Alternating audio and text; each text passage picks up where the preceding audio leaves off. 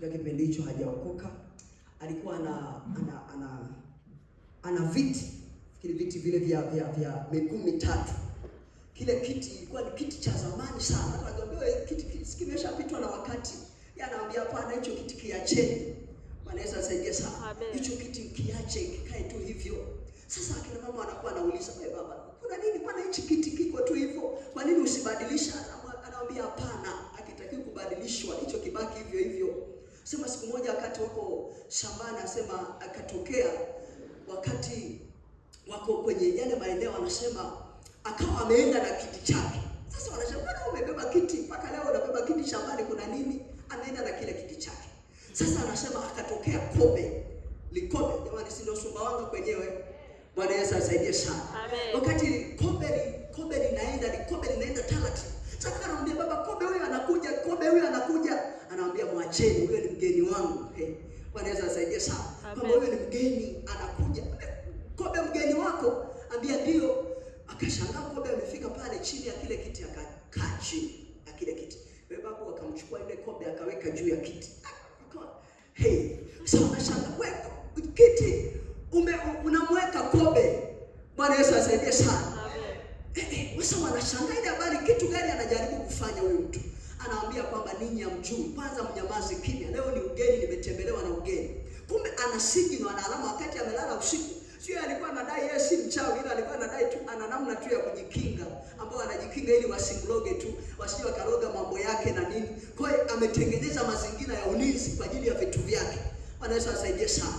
Kwa hiyo yeye kile kiti kumbe ana wageni wake, anawakaribishaga pale. Kwa nini hata akikaa hapa, kiti kiko hapa, mkasema eti ukae pale, wewe toka. Unakaaje kwenye hicho kiti? Yaani mpaka hiyo siku naweza kuwa mgeni wake, mkashindana ukaondoka. Bwana Yesu asaidie sana. Maana umeenda kugusa kwenye kiti ambacho kimewekwa wakfu kwa ajili ya jambo fulani. Bwana Yesu asaidie sana. Na nataka nikwambie, nenda kwa waganga wa kienyeji, hata kuruhusu uguse vitu vyote alivyo navyo. Kuna kitu atakwambia hichi achana nacho. Haleluya. Atakwambia usikae hapo. Unashangaa bwana ni kiti kizuri tu, lakini kwa nini hataki nikae? Nataka nikwambie ana roho ambayo imekaa pale, ambayo ni manipulator ama inayaongoza maisha yake, inampa direction. Bwana Yesu asaidie sana. Kumbe huyu mzee ni kwamba shida yake ilikuwa ni kwamba pale ni mahali ambapo ile ni madhabahu. Kumbe kobe akija namna ile anamletea taarifa mpya. Yeye alikuwa na taarifa za majina, season. Akija kobe anamwambia sasa hivi mavuno yako itatakiwa iwe hivi. Jamani, mimi nafikiri nimeshuhudia hii. Alikuwa anaweza akatoka anaenda shambani, akachukua jongoo, akafunga ile jongoo. Akafunga jongoo. Mvua inanyesha kote huko, inanyeshia wengine, ila pale kwake anapokanyaga hamna mvua. Haleluya. Ni teknolojia, yuko pamoja na nguvu ya giza inamsaidia. Anatembea, unashangaa wengine wana miamvuli, wengine wako ndani, yeye anatembea. Safari yake hataki kuiahirisha. Yupo pale. Na nijongoo ameshafunga kwenye mkoti wake pale. Hanyeshewi, ana vumbi kabisa ukikumuta kwa koti lake. Bwana Yesu asaidie sana. Amen. Haleluya. Ila alikuwa ni mtii sana. Kabla hajaanza safari alikuwa na tabia ya kuuliza. Sio alikuwa anauliza nini?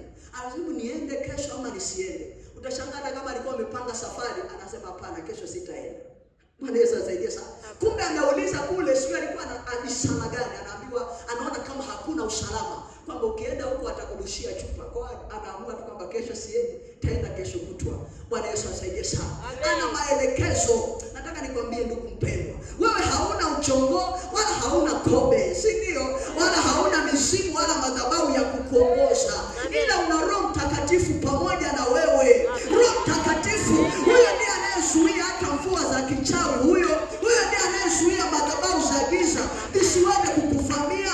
Kwa hiyo dimension ya Emmanuel au ya Roho Mtakatifu pamoja na wewe ni kwamba yeye ndiye ambaye anakuwa mlinzi. Maana yake guard, huyo watu security guard, hao watu walinzi hao, anakaa na wewe, si yuko pamoja na wewe.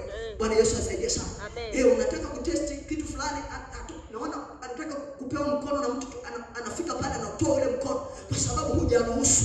Bwana Yesu asaidie sana. Kwa hiyo Roho Mtakatifu anakuwa mlinzi kwenye hicho kiwango. Anakuwa ni yule ambaye umeokoka kwa mara ya kwanza, umeachana na kina kobe, umeachana na ulinzi wa mababu, anachukua ile nafasi. Ni kiwango cha kwanza ambacho Roho Mtakatifu anaanza kutembea na wewe. Bwana Yesu atusaidie sana. Kwa hiyo Roho Mtakatifu pamoja na wewe. Usema Roho Mtakatifu pamoja na mimi. Roho Mtakatifu pamoja na mimi. Hicho ni kiwango cha kwanza kabisa. Mtu akishaokoka anabadilishiwa ulinzi. Anasema anahamishwa. Tulisoma Wakolosai 1:13. Anasema naye alituhamisha kutoka katika ufalme wa giza kwenye hizo mambo, akatuhamishia katika ufalme wa mwana wa pendo la Mungu. Kwa hiyo hapo ndipo ile transformation inafanyika, ile mbadilishano. Wanatoka wale walinzi wa kipepo, zile roho za giza zinakuacha, anakuja Roho Mtakatifu anakaa pamoja na wewe. Haleluya. Amen. Kwa hiyo hichi ni kiwango cha kwanza kabisa ambacho Roho Mtakatifu anakaa na mtu. Kiwango cha pili, ndika kiwango cha pili. Kiwango cha pili, Roho Mtakatifu yuko ndani yako, anaanza kukaa sasa ndani yako, anapata nafasi. Sio kwamba unamkaribisha tu anakaa kwa muda mfupi ama kama mlinzi, anatoka nje anaanza kuingia ndani yako. Bwana Yesu asaidie sana. Amen. Andika Roho Mtakatifu ndani yako, maana yake yu ndani yako, ndani yako, Roho Mtakatifu ndani yako. Hichi ni kiwango cha pili. Roho Mtakatifu anasema sasa siwezi kuendelea kukaa nje. Anaamua sasa aanze kukaa ndani yako. Soma maandiko katika ile, nisomee katika ile Wagalatia. Nisomee katika ile Roho Mtakatifu ndani yako, nisomee katika ile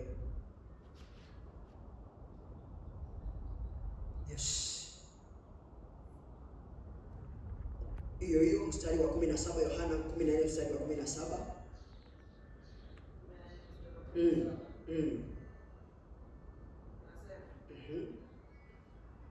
Ndiye Roho wa kweli, ambaye ulimwengu hauwezi kumpokea. Yes. Kwa kuwa haumoni wala hamtambui. Yes. Bali ninyi mnamtambua, maana anakaa kwenu. Yes. Naye atakuwa ndani yenu. Amen.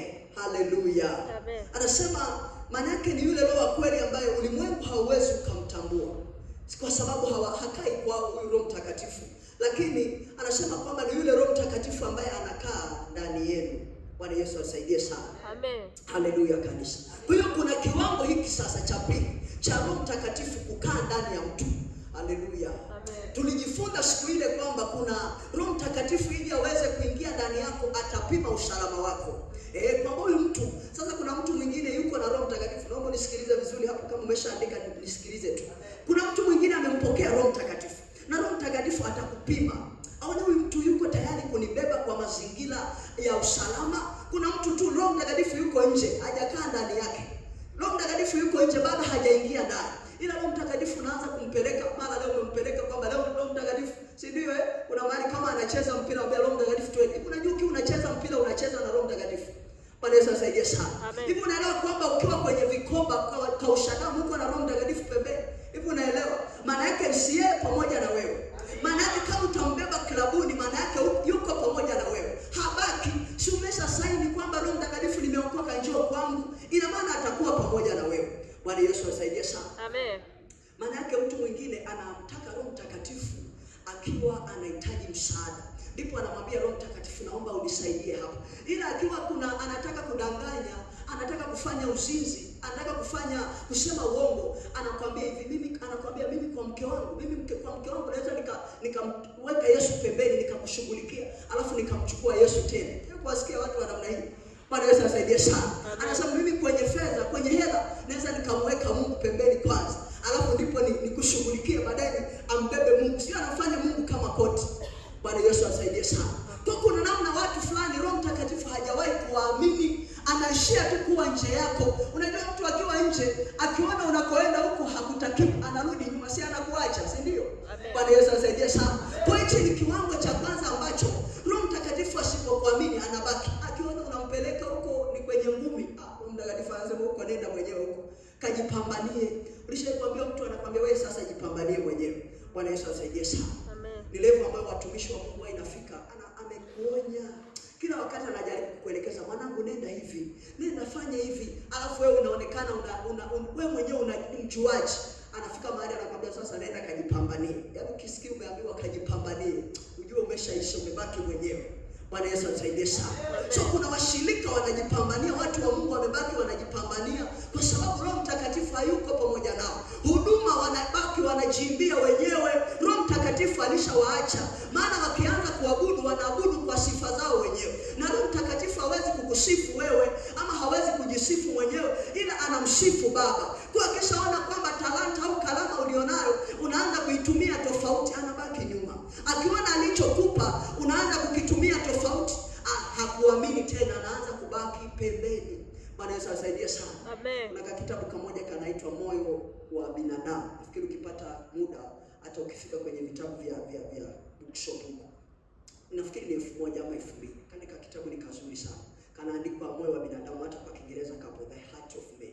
Kwa hiyo kale kitabu anaeleza kwenye moyo wa mwanadamu jinsi Roho Mtakatifu anavyopishana na roho nyingine. Anaelekeza mpaka mtu anapokufa. Yule mtu ambaye anakuwa hajaokoka anakufaje? Na yule mtu aliyeokoka anakufaje? Bwana Yesu asaidie sana.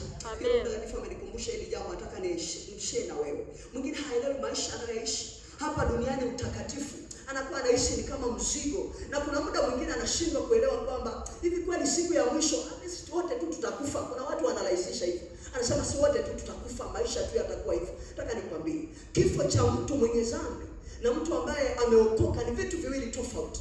Huyu mtu wa Mungu, huyu mtu ambaye hajamwamini Mungu na ameishi maisha ya uovu, ndani yake hakuwa na roho wa Mungu, ameishi tu kwa dhambi, siku anakufa.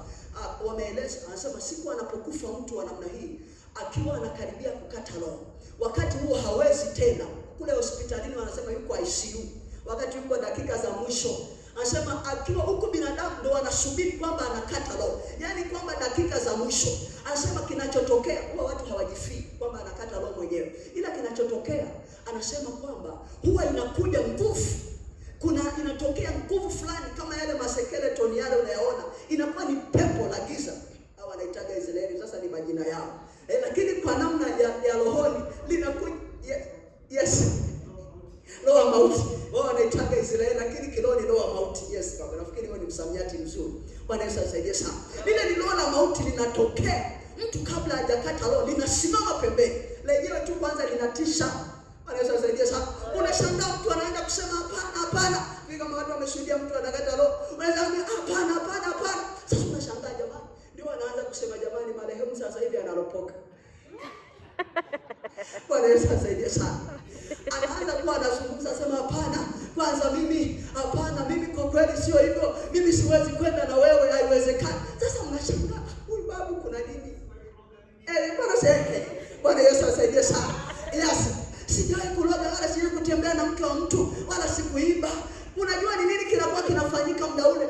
Ni hivi, akiwa kwenye ile hali, huwa maisha yake kama ameishi miaka 70, anasema ile audio kanda ya maisha yake huwa inatembezwa mbele yake chapu kwa ndani ya sekunde kadhaa ama dakika moja.